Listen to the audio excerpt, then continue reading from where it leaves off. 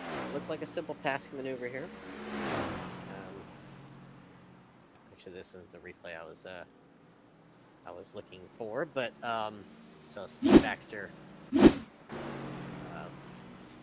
making the pass on Michael Foca there prior. Now we're looking at Johnny Brandon, who's currently in third spot. Yeah, Wood is just letting him know that he's there. He hasn't got close enough so far. He needs to get closer to this part of the circuit, but it just seems like going up the hill, he drops about 0.3 of a second. Gap goes up to 0.7. He is closer than he was on the last lap, and it's through that shoot section that's where he gains a bit of time. He's about 0.5 tenth closer than he was on the last lap. That'll really help him down this straight. But unless he goes for a dive, I think, down the inside at the end here, I don't think he's going to have a chance. That's for third, battle for fourth. Only 0.2 of a second between the two of them as they go into the braking zone now. And yeah, once again, Brandon holding on. And so, yep, just he disappeared, I believe. You see, I just thought it was on my end, so that was why I was saying Brandon holds onto position. He's got big issues, though, Johnny Brandon. He hasn't disconnected from the server yet, but this is big issues for Johnny Brandon running in the podium position. But it looks like now, as though the XVR sim racing driver could be out of this race. And he has lost connection to the race, and Johnny Brandon is out.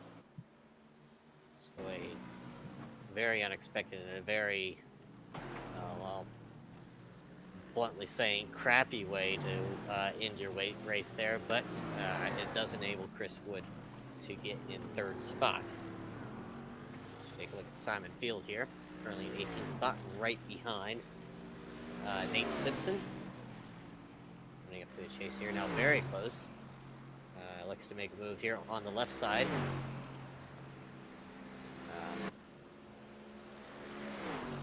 Nate Simpson get a little bit in the grass here, but Simon Field making it look easy. Yeah, really good momentum down that straight. Those BMW, I think, going pretty well around this circuit. Yeah, really is a nimble car. And around these kind of 90-degree corners where you can kind of chuck the car in, it must be very good to drive compared to the Mercedes and, of course, the Audi. A few of them out there. I don't know. Do you know much about the GT3 BOP, Joseph?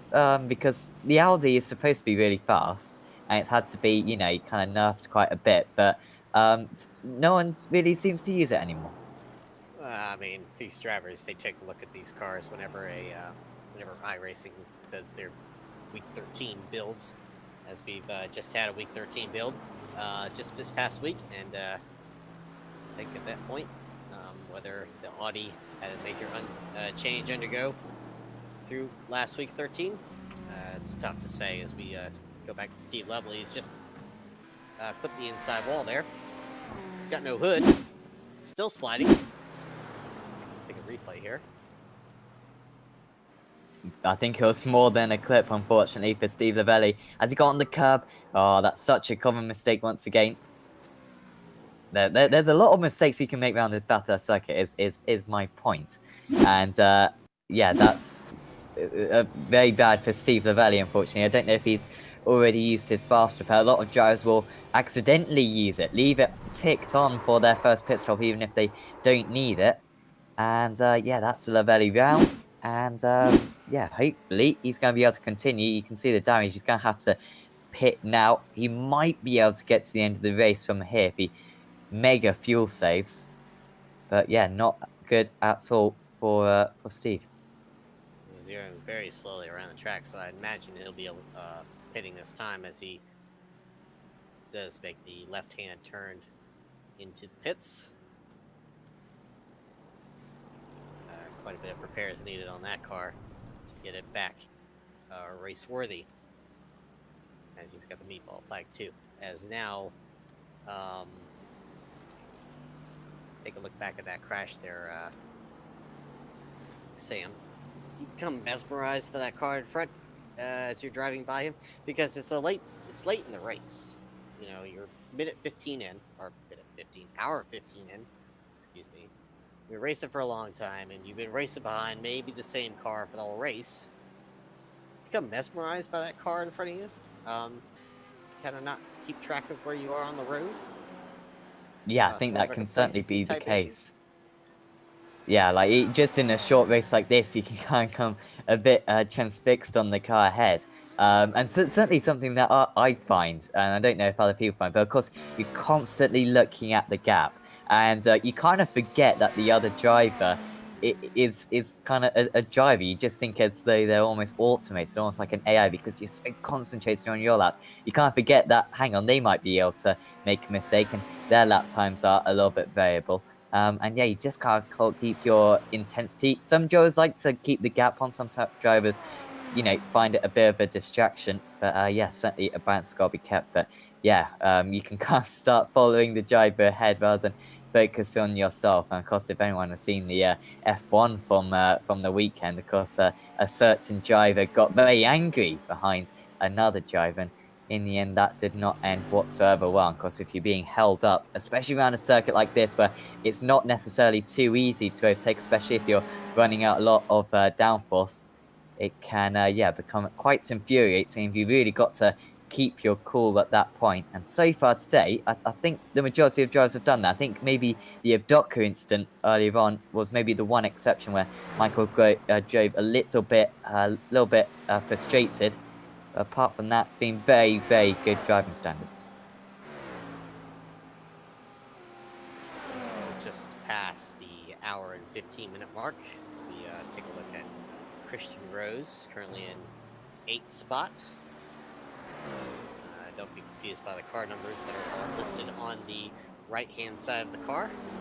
Those are the positions that they had taken after they crossed the start-finish line on the last lap. Or this past lap, excuse me.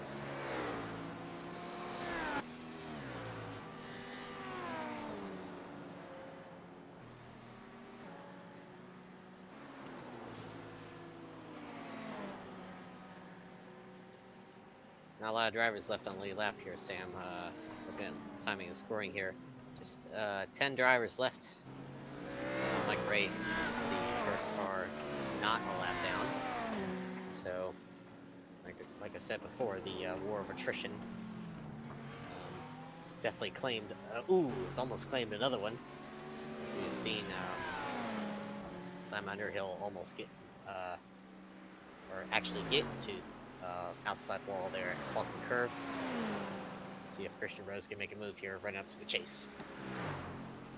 Yeah, he should just about get away with that damage, although will cause maybe a little bit of air damage. Underhill after that. A little bit of contact earlier on in this corner might be a little bit more as reserved, and Christian Rose a lot faster. Miguel Freitas into the pit. So 42 minutes to go, and that's a clear indication that, of course, now the drivers can get to the end of the race if they pit now. Like I said earlier on, about 40 minutes. 42 minutes. I was close enough. I'll take that as a win.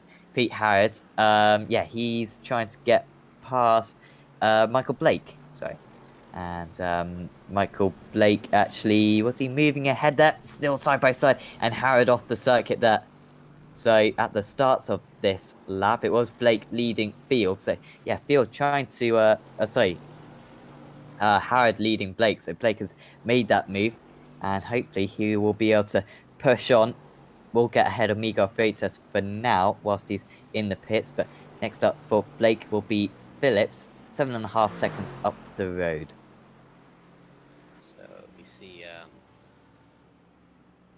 Michael Valka in the pits from second for a scheduled pit stop. Be his last pit stop of the race, I imagine. So we now transition over to Chris Wood. He knows that Michael Valka's in the pits. He's going to stretch out for another lap as he stops on the brakes, gets a little bit wide off the last corner. But he is able to successfully complete lap number 38.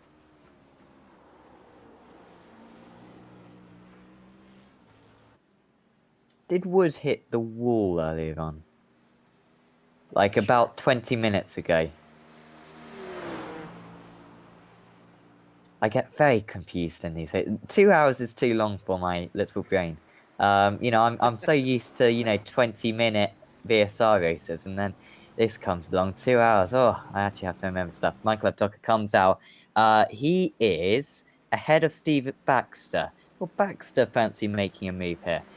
They did come together earlier on, so I feel as though Steve might be quite willing. It seems as though Abducker's going to be able to stay ahead for now. We wait to see if maybe the lesser fuel load for Stephen Baxter will be a bit of an advantage. But for now, Abducker holds that position. Well, as we take a look at Scott Malcolm here, back in, was 20th, made the same mistake as we saw earlier with Johnny Brandon. Now we have the leader, Nicole Foggy, in the pits. A huge gap ahead of second. Yeah, he's going to stay in the lead, despite a couple of drivers not pitting yet. Oh, this is awkward for Abducker. Do you think Steve Baxter, after that bit of an incident earlier on, do you think despite Baxter not racing Abducker, really, because Baxter's got to make an extra pit stop, do you think he'll try to put a move on Abducker just to get his own back? Well, I imagine from the incident earlier, I say there's some bad blood boiling right now. As, Steve Baxter being very close to Michael Boca. Not here. Remains yet to be seen as we go up to the chicane here. From the chase, Steve Baxter electing not to make the bump and run as we saw earlier. Yeah, Baxter could have gone for a move there. I don't know if it was because of Abducker recovering the middle of the circuit. There wasn't much space for Baxter to go. But yeah, I imagine perhaps he's just trying to get the slipstream. We'll wait and see if a move does occur. Of course, if a move did happen, it wouldn't really matter. Baxter would be ahead, but of course, they could really come together. Foggy, oh. They believe change tires. Yep, you're right. Foggy is behind Abducker. That's not part of the script. So Abducker now leads, but Foggy with fresh tires. This is just what we needed. We'll see if Nicole Foggy can make up that time. He is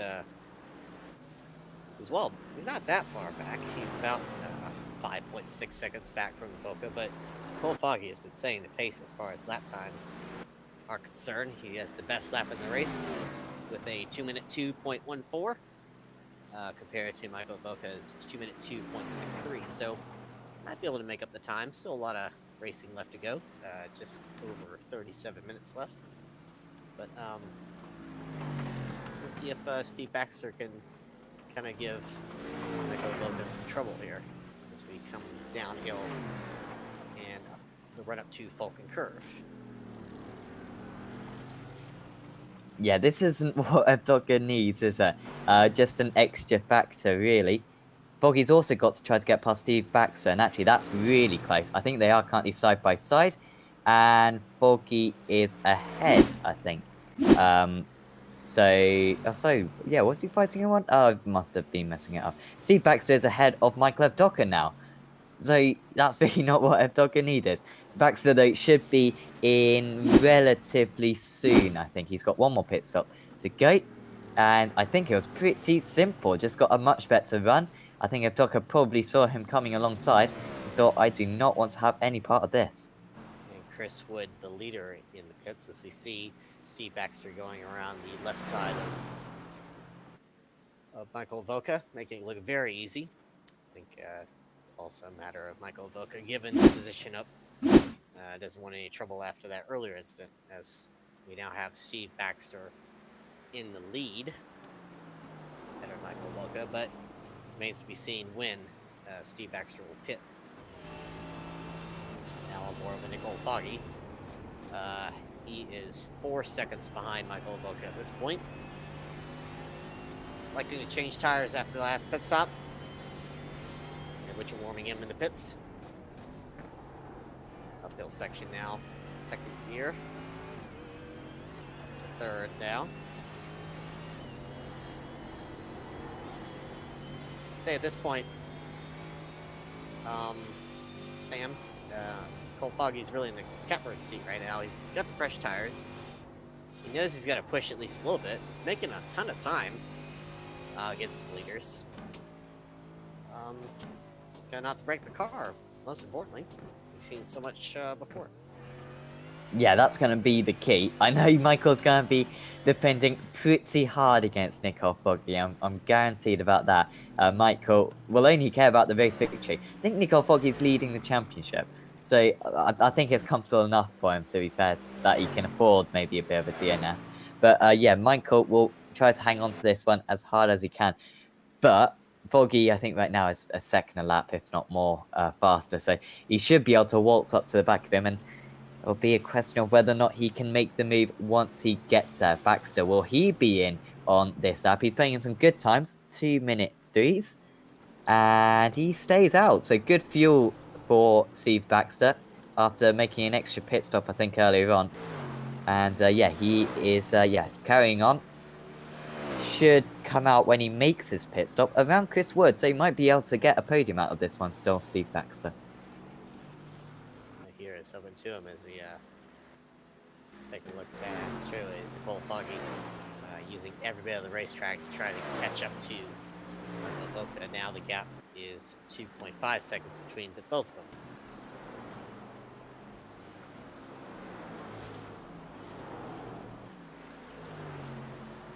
On that last lap, Foggy was 1.5 seconds faster than Evdoka, so that's what a fresh set of tyres does for you.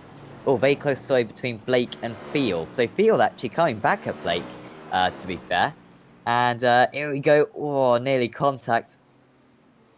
Field, yeah, repelling that attack. But I thought Blake would just run off into the distance, to be fair. They're not far behind Pete Howard and Christian Rose, actually.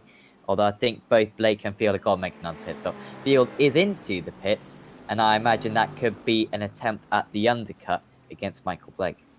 And a very aggressive pit entry there as we see the gap from Michael Boca to Nicole Foggy. As we've seen over the past couple of laps. Remember, there was also a pit stop at that point in time from Nicole Foggy to relinquish that the lead.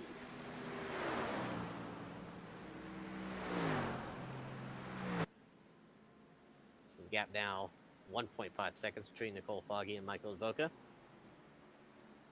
Take a look now at the leader, Steve Baxter.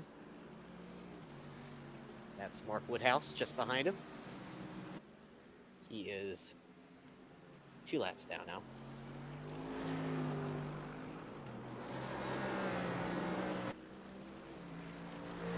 Oh, sorry, Evdoka's all over the place just in the background there. Foggy, on that lap, the gap's down to 1.2 seconds. On that lap, he was another 1.3 seconds faster than his rival. So he's going to be on the back of him by the end of this lap. And 32 minutes to go. Oh, I don't fancy Michael Evdoka's chances. To be fair, he had to do it. He was running about 25 seconds behind Nicole Foggy. Foggy took tyres, lost about 30 seconds in relation to Michael Evdoka. So it's given Evdoka a chance. It's given him track position at least, and if he had changed tyres, then it would have just been a procession to the end of the race. He's gone for something a bit different. He's currently got the effective race lead once Steve Baxter makes his pit stop. And so, Nicole Foggy got to make this move cleanly. And we should see that by the end of this lap going down the chute. Well, getting up to a car is one thing, but passing it is another, as we've seen somewhat so heavily around this racetrack already. But I believe the reason why Nicole Foggy changed tires is because there's such a gap on second. He believed that he wouldn't have lost too much time to the leaders here. So he could just take that chance. And he's done pretty well for himself so far. Is kind of expect for him to make the move here, if not on the front straightaway. Mark Yeah, Woodhouse moving giving way. past Mark Woodhouse, I think that was. And Evdoka should just about survive this time. Feels the need to just go to the center of the circuit. Tries to fend off Foggy. Foggy can take all the time in the world, although he's right on the tail now of Michael Evdoka. Evdoka having to go defensive. Foggy might even have the grip to go around the outside here. Evdoka desperately trying to hang on. Gets it stopped. Nicely done for the final corner. Going into turn 1, there's going to be another attack. Evdoka though feels as though he can go back onto the racing line there. Can he get a strong exit? No, it's Foggy with the slightly better exit. And he can maybe go around the outside going into turn 2. We'll wait and see. Evdoka coming to the inside. He's not going to let that inside go as Foggy moves alongside here. It's just going to be the decisive change of position, change for the lead. Foggy round the outside he goes, but he's only going to find a wall out there. And for now, Evdoka hangs on. And Michael Vuka saying, if you're going to pass me, you're going to pass me on the outside. There's no other way that you're going to be passing me at this point. Fresh tires or not.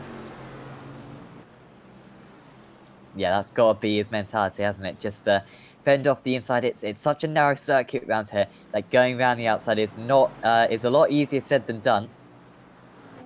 And of course, it's risky for Foggy. He doesn't want to risk it out there. Just make contact with the wall there.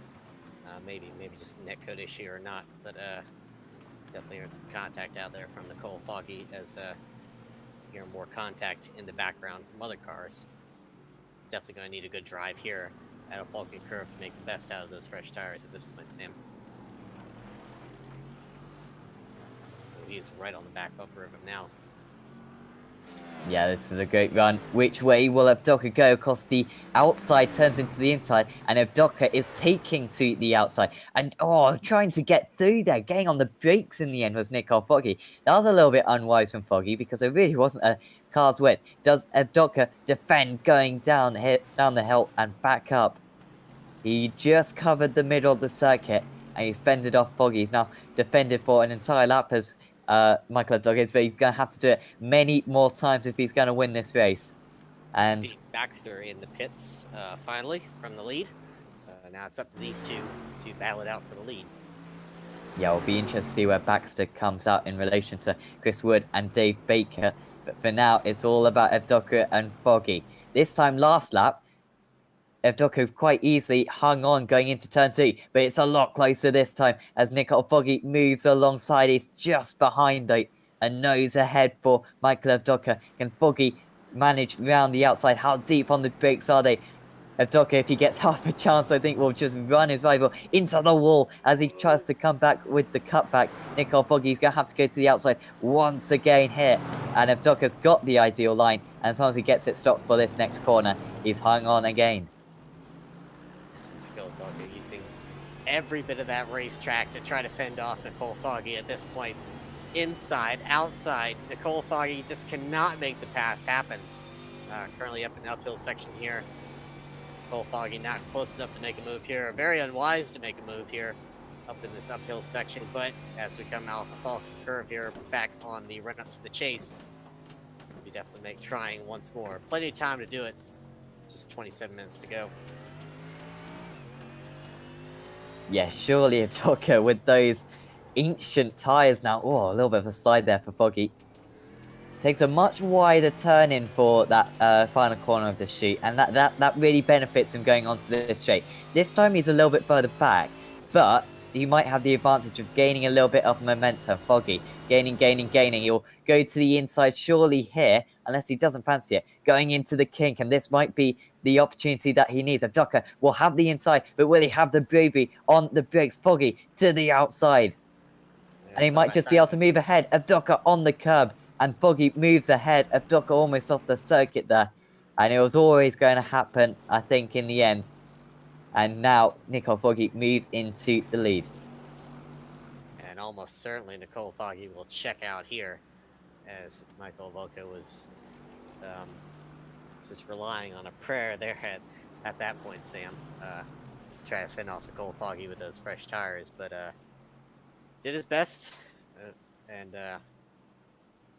got a bit of a gap here to Chris Wood here, about 18 seconds. So don't know what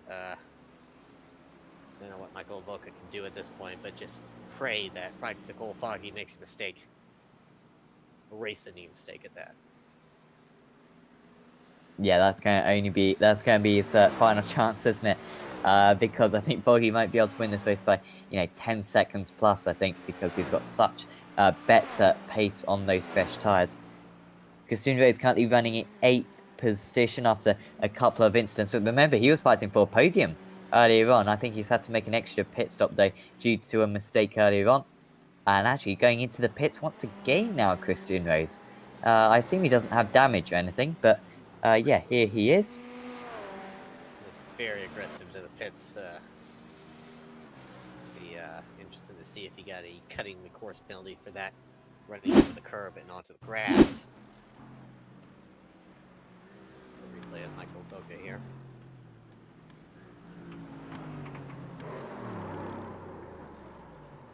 Steve Baxter, by the way, came back out onto the track in 5th position. So he's behind Chris Wood, he's behind Dave Baker. Oh wow, a big incident for Michael Abducker then. Yeah, he's hit the wall there. Ooh, almost gets. Is that Steve Baxter right there? Yeah, going through. Some heavy contact with Michael Boca there with that outside retaining wall. Now we get Dave Baker on board. Right through the downhill section here. Ooh, Michael Boca loses it. Very narrow escape for Dave Baker as he rolls up into the 3rd position. Well, Abducker's kind of desperation for a chance at the win have perhaps cost him 2nd position because he could have taken tyres. And that 2nd position would have probably been his, but instead he didn't, and that's probably the result of that's probably the reason for that mistake on the top of the hill. And yeah, now Michael Abducker in 5th position might be able to. Well, I doubt he's going to be able to fight back against Steve Baxter. Now here we are with Christian Rose. Bring up the Falcon curve. Ooh, loses it. Hits the outside retaining wall there at Falcon curve. Christian Rose in the pits now. As we hear from race control that they have issued the damage flag to him. That's why he has had to come into the pits. He is currently back in the 17th position. And we're back with Nicole Foggy. Well, we were with Nicole Foggy. Now we're with John Roberts. Back in 20th. We're going to make a move here on Paul Gosselin for 19th. Cuts the inside here. And gets it done. Very gentlemanly there from Paul. He was very much, you have the inside. Have 19th position. John Roberts moved up a place. He was running in the top 15 earlier on, was John, but must have had an issue up there, or maybe took tyres or something. And yeah, coming back through the field now. Moral Moons, he hasn't made too many mistakes today. He's still in 15th place, but maybe not for a whole lot longer. Nate Simpson in 16th place, and they will move alongside the 2 Mercedes. They should be fighting pretty hard, but this time I think Moral Moons does not feel the need to defend. Nate Simpson will move into 15th position, 10 positions up from where he started. That looked very easy, as we've seen from so many other drivers before. Now we're looking at Miguel Freitas, currently in 8th. Currently under attack by Richard Warmingham. A replay of an earlier incident with Jason Rowe.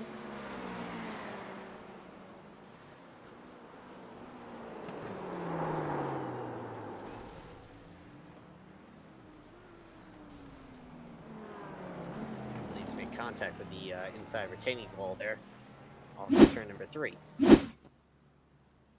Yeah, hefty damage there for Jason Rowe back to the pits. And yeah, once again, once these drivers use their faster pair, they're a bit stranded if they make a mistake like that, because yeah, that's probably going to be quite a few minutes of repairs and really takes him out of contention. Which Williams may still much in contention. He's right on the tail of Miguel Freitas. I don't know if Warming's got fresh tyres to Freitas's older tyres, but the past few laps, Warming has been over a second a lap faster. He's glancing to the inside. A driver who I think I give unfair criticism to Richard Warming, but he doesn't always go for overtakes when perhaps it's on the table. He's going to try to go for one here, though. They're side by side. Warming actually moving ahead of Freitas, and Freitas just backing off. And that's the move done for 8th position. Underhill will be next, and if Freitas is not careful, yeah, there could be a change because Underhill and Field will be chasing him down very quickly. Speaking of Sam Underhill, we're looking at him now. He's currently in 10th. And just for reference, Richard Warmingham did take tires. His last pit stop time was 54 seconds, so that would suggest him taking 4 tires. So, making the most of them at this point. Richard Warmingham clawing those positions back safely inside the top 10. Now Dave Baker coming into pits from 3rd. Completely forgot that Baker had to make an extra pit stop. Yeah, so of course he made the pit stop, I think, really early on, did Dave Baker. And has just been a bit out of sync since then. This will be his 3rd pit stop of the day, which should get him to the end of the race. Christian Rose really far down the order now. Oh well, so that's why. That's why he's far down the order. Actually getting wedged in the wall there, I think, at least from what I can see. And back to the pits he wandered off. I think got the faster pair though, and yeah, back out on the circuit. And oh, sorry, that's Dave Baker just coming back out on circuit. But yeah, Christian Rose fighting for a podium earlier on. He's not going to finish in the top 20 now. And behind him there would be Dion Phillips.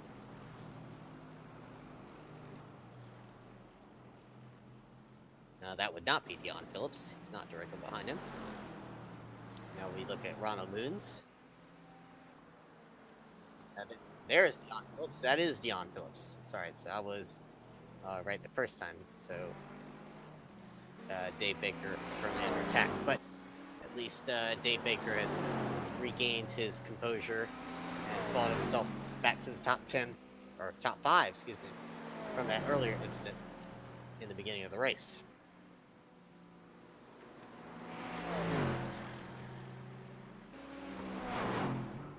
Yeah, Phillips a little bit kind of understated so far. Haven't really talked too much about him, but he's just made really good progress, hasn't he? And a top 5, well on the cards for the number 12 car. And he's just trying to line this one up. On the last lap, he was a second faster. In fact, he was he was faster than everyone ahead of him, apart from the race leader, Nick Foggy. So he's got very good pace in that car. Phillips actually took tyres at his last pit stop, I believe. And so, this move on Dave Baker looking very, very possible. A little bit of damage, though, on that bonnet, just affecting his straight line speed. And for now, the Ferrari is hanging on to 5th position. Just under 17 minutes to go here. Still a little bit of time to make that move, but can't wait all day as coming around the last corner here, nose to tail. 50 laps in, Sam. We know the Bathurst 1000 is 161 laps, so these drivers going a very, very long time for a 2-hour endurance race, but certainly not out of the ordinary for this race.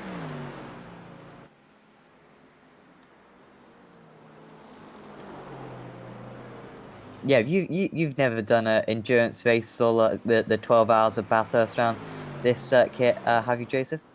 That is a no. You honestly give it a try. You know, either you get to the end of the race and you feel really proud of yourself, or you crash out half an hour in, and then it doesn't really take up too much of your day. Oh, Dion Phillips! Oh, and a massive crash as well with the car behind. Hopefully Phillips will get back to the pits. There's a car going past as well. That's so disappointing for Dion. I was bigging him up, but that's him out of the race. You can see that car's absolutely wrecked. take a look at Robert Lundgren here, who's right behind Dion Phillips, just nowhere to go. Suspension's obviously damaged on that car as well. And who that was? Harrod. Or Warmingham. Not sure. No, that was Pete Harrod. Thought he was clear of the first instant, but there was a second car. And, yeah, so 3-car instant coming up to uphill section, and you can't control that car. Suspension is definitely wrecked on that machine, but he is trying to make it back to the pits. Don't know if we can get an onboard shot with the steering wheel, but now we have an onboard shot as Pete Harrod carefully trying to bring it back to the pits. To go straight, you have to turn the wheel almost 45 degrees to the left, and you see, folks, going fast can be dangerous, but going slow can be just as equally as dangerous. We get a shot out the back of Pete Harrod now. Personally, we've taken a tow, but Pete Harrod not wanting to take that extra tow time, but essentially himself a hazard on the track right now as he's trying to keep it on the track. Now we have Mike Gray, who just tried to take a look there on the inside of Simon Field there, but saw that there was a crabbing car out there, someplace where he shouldn't have been. Yeah, that was pretty dangerous there. The BMW making his way back. Yeah, that's round is Pete. I feel sorry for Pete, to be fair. It had nothing to do with him, and of course completely blindsided. But I think if you'd taken the tow in the first place, that would have been a bit faster. Now you got to make it into the pits, mate. There you go. Pete Harrod has made it into the pits.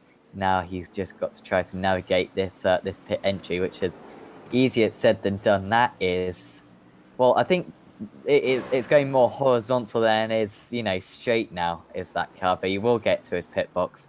But no, he's not going to be quickly out, unfortunately. I've seen some pretty interesting things this race already, but that's by far the most interesting. Lesson learned here, guys. If you can, try and make it back to the pits, but if you have a car like that damaged, it's probably easier to take a tow. Doesn't endanger anybody else's race. Simon Field going wide there. Does not crash it into the wall like he did before. So it's just a full foggy passing that. Passing the line this past time, saying the fastest lap of the race at a 2-minute 2.02. So ducks for Nicole Foggy.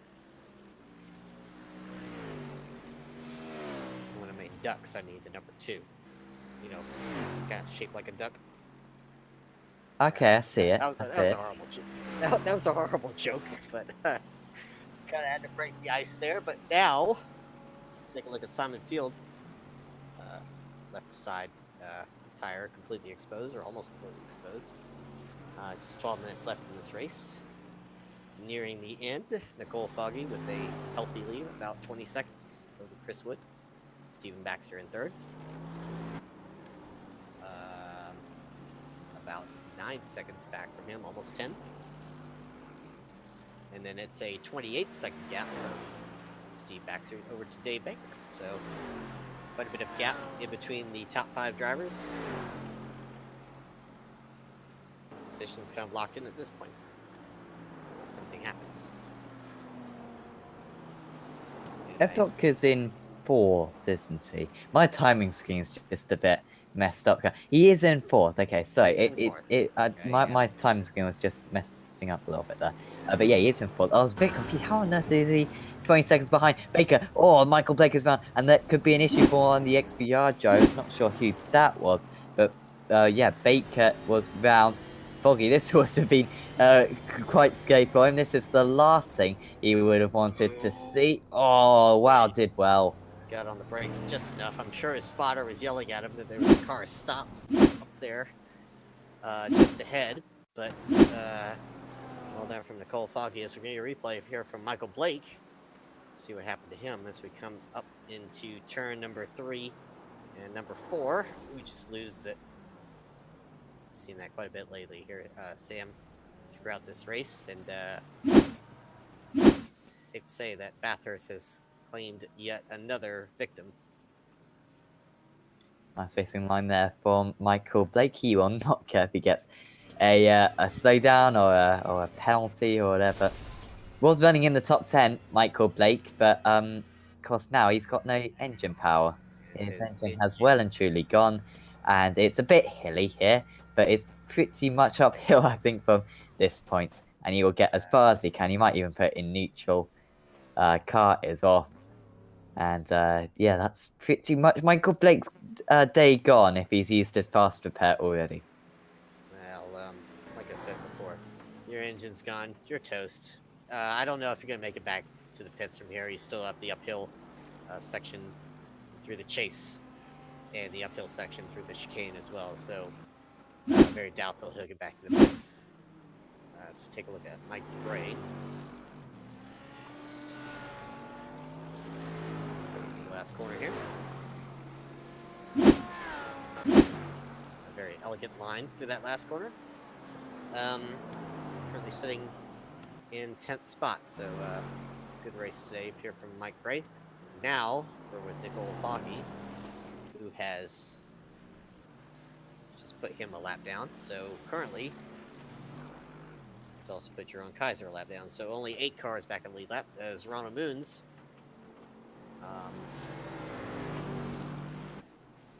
gets that position taken away from him by the Pete Herod car.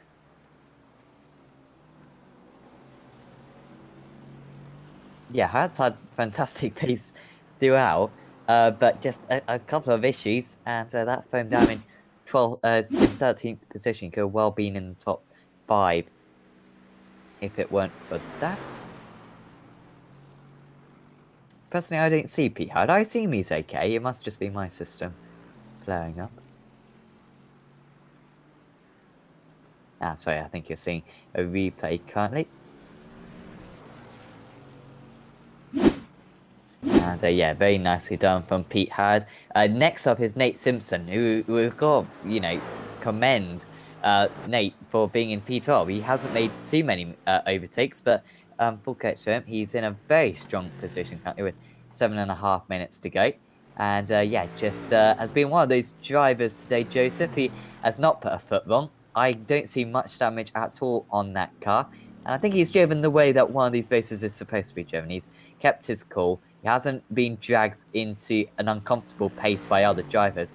The number 4 car has just been very stable out there. Well, speaking of pace, Nicole Foggy has set down another blistering lap here at Bathurst at 2 minute 1.65. So Nicole Foggy setting his or flexing his muscles late here in this race with only about 7 minutes to go. But talking about drivers that don't necessarily have that amount of pace, but stay out of trouble, you can still end up with a good finish because of this war of attrition out here, and we've seen it today.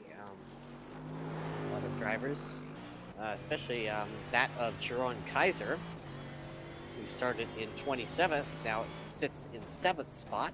So a good day for him. Nate Simpson, of course, looking on board here now. Started 25th. He has moved up to the 12th position, so good day for him. And Paul Gosling started 33rd, currently in 16th, so good days for those drivers. So not necessarily having the pace, but stay out of trouble, you can end up with a good finish. Yeah, absolutely. Seemingly an issue for Miguel Freitas out there.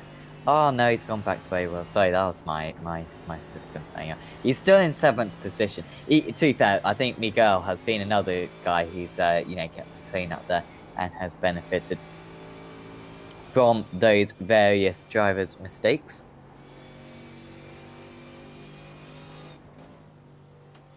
Really not too many battles going on out there. Scott Malcolm versus Ben Gregory.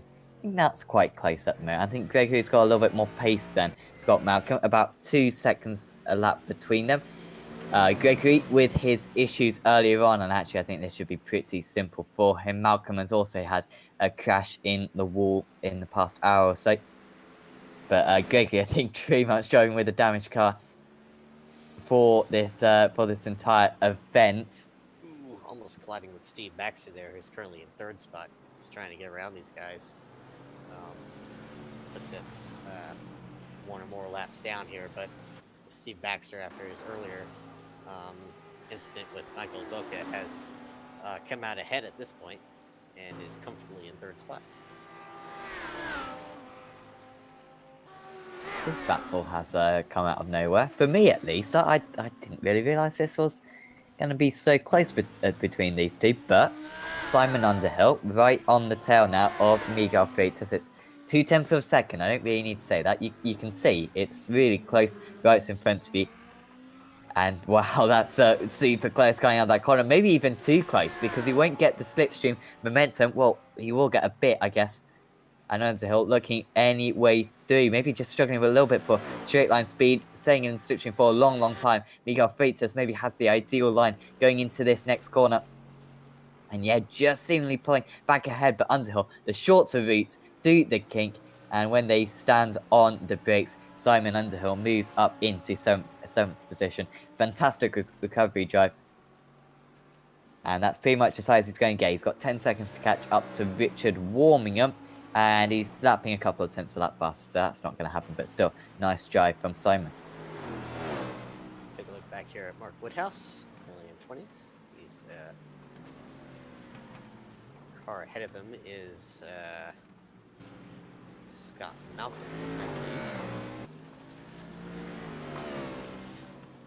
So a battle going on here for 19th spot. Again, don't be confused by the car numbers on the driver windows. Those were the positions they had as per crossing the line in that previous lap. Not much time here left, Sam. 4 minutes to go, and if any drivers got any moves now, they better make them in a hurry. Yeah, absolutely.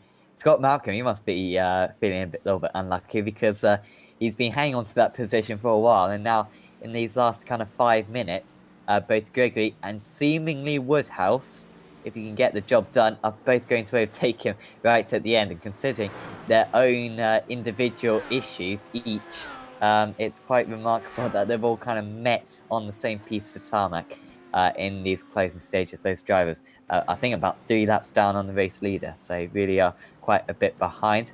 And this is, yeah, the closest battle out there. There's not really any other battles within kind of a second of each other. Still got Underhill versus Freitas. Underhill pulling away a bit, but here we go. Mark Woodhouse looks to the inside now of Scott Malcolm, and there's not a whole lot Malcolm can do. And he might even lift off going into turn 2. He's keeping his foot in there, though. We'll wait and see if the BMW driver can execute the move, and seemingly he can. And into the top 19 goes Mark Woodhouse. Very good move there as Nicole Foggy, I imagine, as he crosses the line this time. 2 minutes to go, that he'll be receiving the white flag. 1 lap to go in this race. Comfortable lead up against Chris Wood. 35 seconds, as you can see on the screen here. Now looking at Marco Volca, recovering from that incident earlier. It's about a minute behind the leader, currently in 4th. Nicole Foggy here just dominating this race from start to finish. Never put her foot wrong. As he's had some clear track ahead of him for most of this race. Electing to change tires early on or late on, excuse me, as he sets the fastest lap of the race at a 2:01.64. Quite remarkable how Foggy now is about a minute clear of Michael Abducker that are fighting wheel to wheel only about half an hour ago. And yeah, it really shows how Abducker's tyres have gone off. There's Simon Field with a big issue out there. I'd say his left side of the car looks almost like the right side of his car now. So it's going for asymmetrical at this point, but don't think that really matters here with about 45 seconds to go. See Nicole Foggy up here. Getting very close to that wall over there.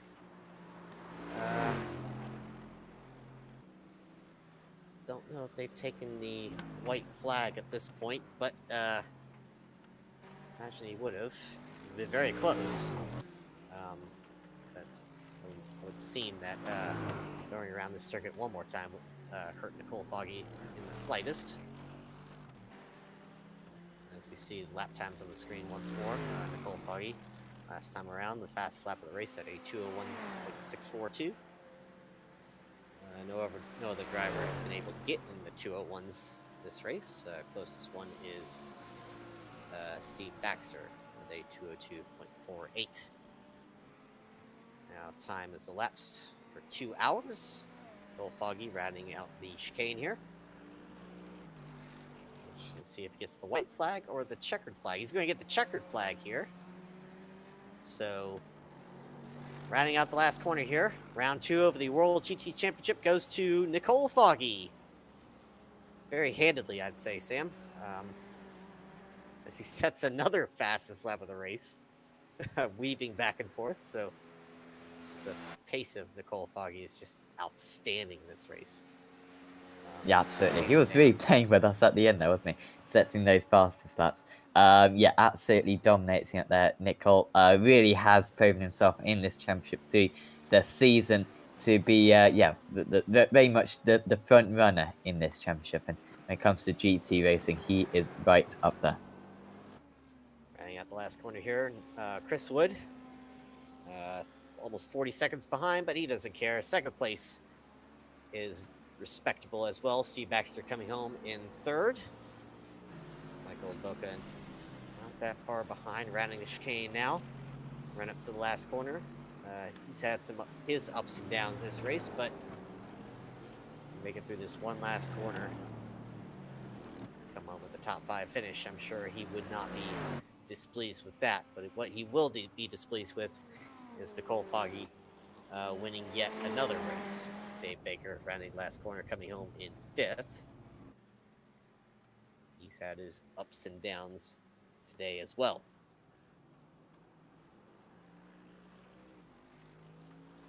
Warming him a little bit under the radar in this one. It's just been there or thereabouts. Hasn't had his issues. Also hasn't had superb pace. But yeah, he's done a good job, has Richard.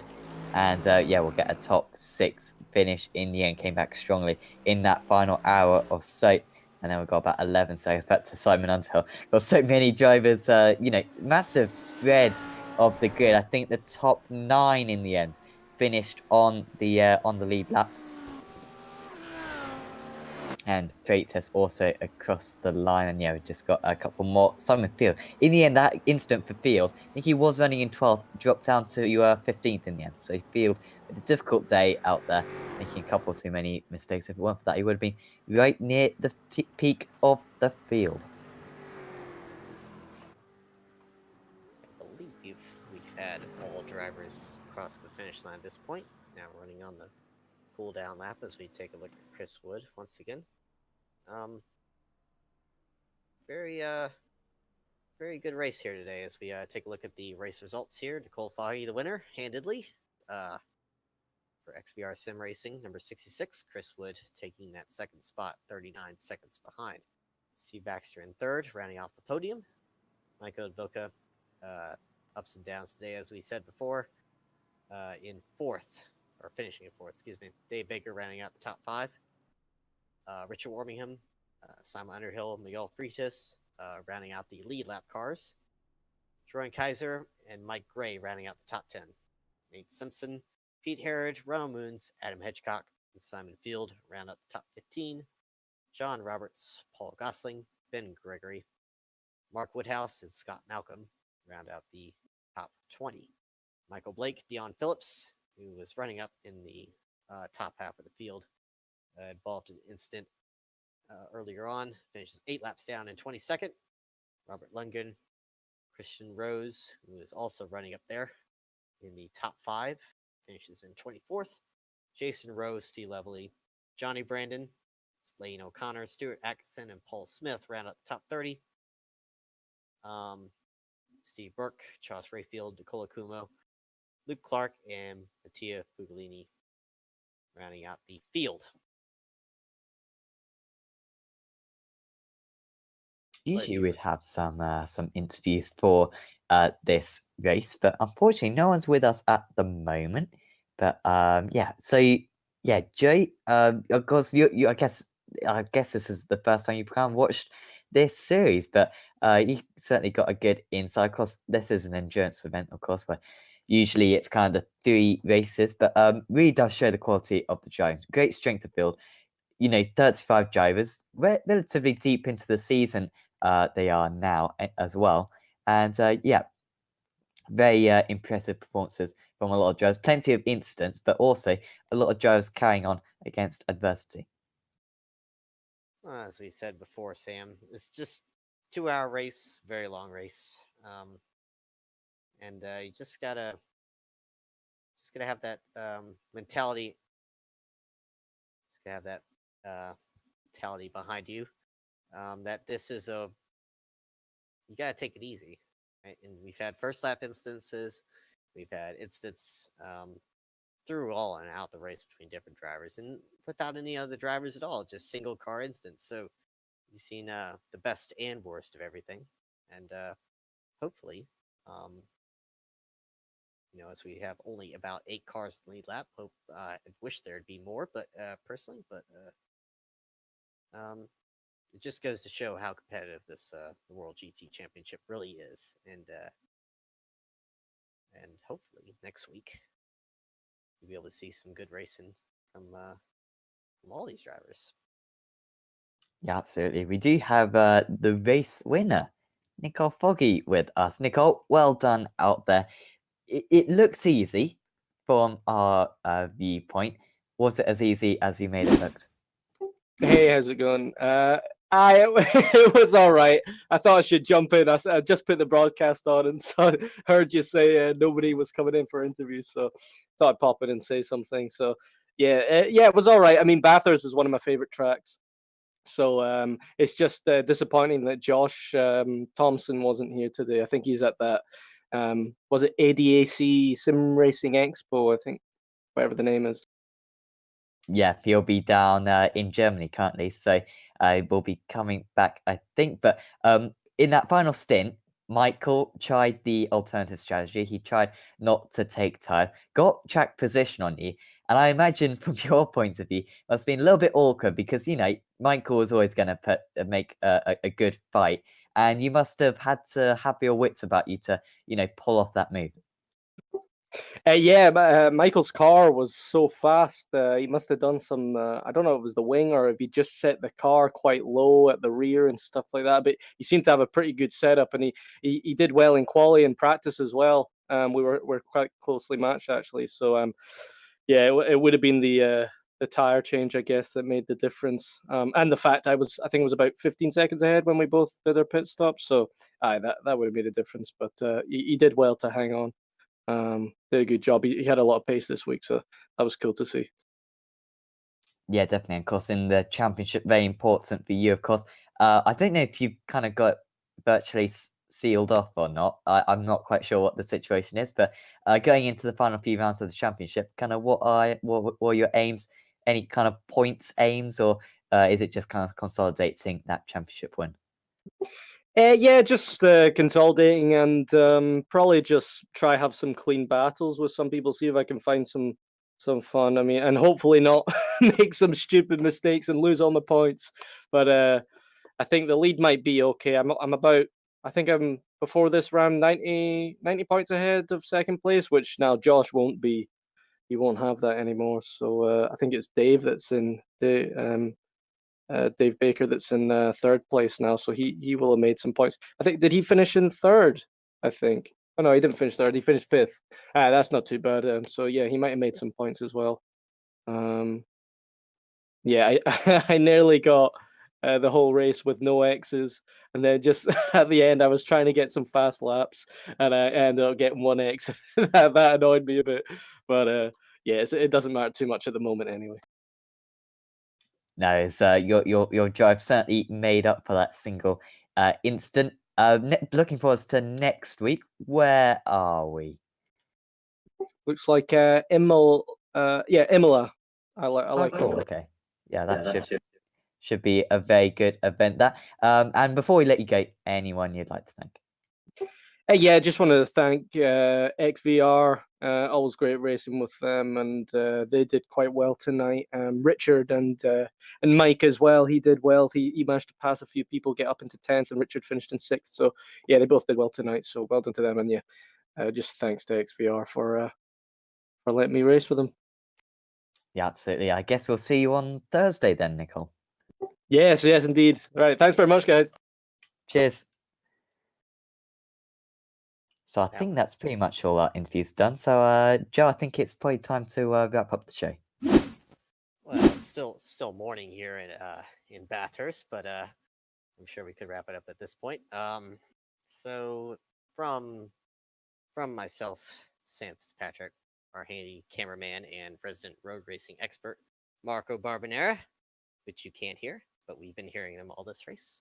I'm Joe Stelling, saying so long from Bathurst, or wherever you may be in the world of auto racing. Have a good night.